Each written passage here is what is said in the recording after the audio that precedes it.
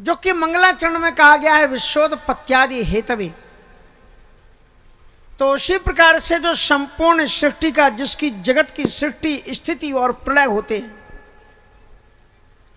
वह जो सभी तद्रूप शब्दों में अनुगत है और असत पदार्थों से सर्वथा पृथक है। असत पदार्थों में सर्वत्र विद्यमान होने वाला भी परमात्मा असत पदार्थों से सर्वथा पृथक है और सद्रूप पदार्थों में अनुगत है।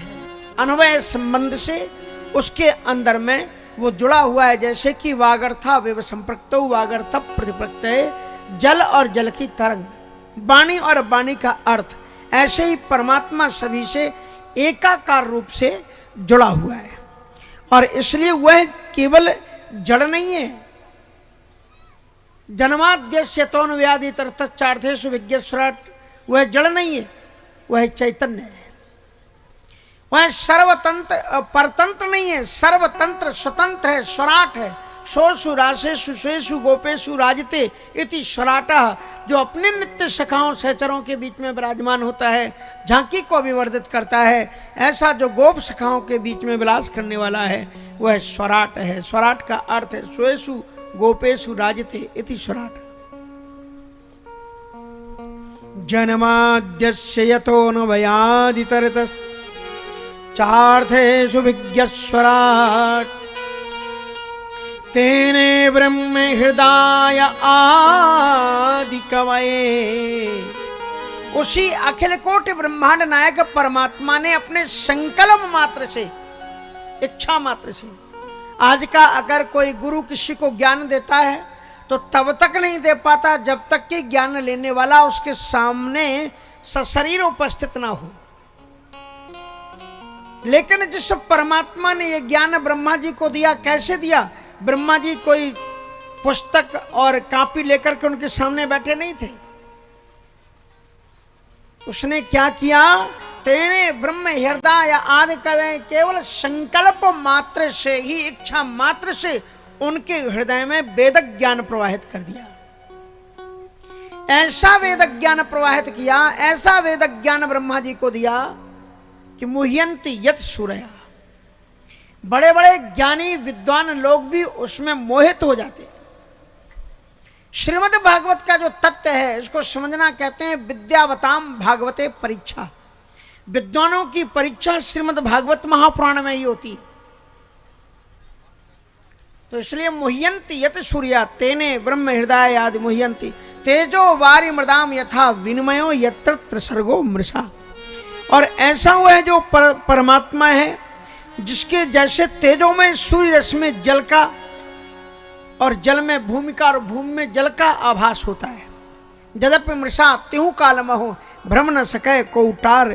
और उसी तरह से उस परमात्मा से जैसे त्रिगुणमयी जगत सृष्टि सुप्ति रूपा सृष्टि मिथ्या होने पर निरंतर सत्यवत प्रतीत होती है।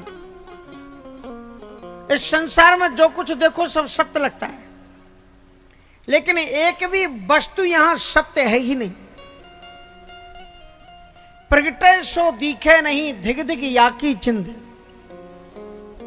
ऐसा जो परमात्मा है उसको कहा गया जिसने अपनी स्वकीय सत्ता मात्र से, इच्छा मात्र से माया के आवरण को सदा सदा के लिए निरस्त कर दिया है। अंतःकरण में जिसके अज्ञान अंधकार प्रवेश नहीं होता, ऐसा जो परमात्मा है, उस परमात्मा को श्री वेदव्यास जी महाराज ने, सुखदेव जी महाराज ने किस रूप से कहा? का सत्यम परम धीमहि।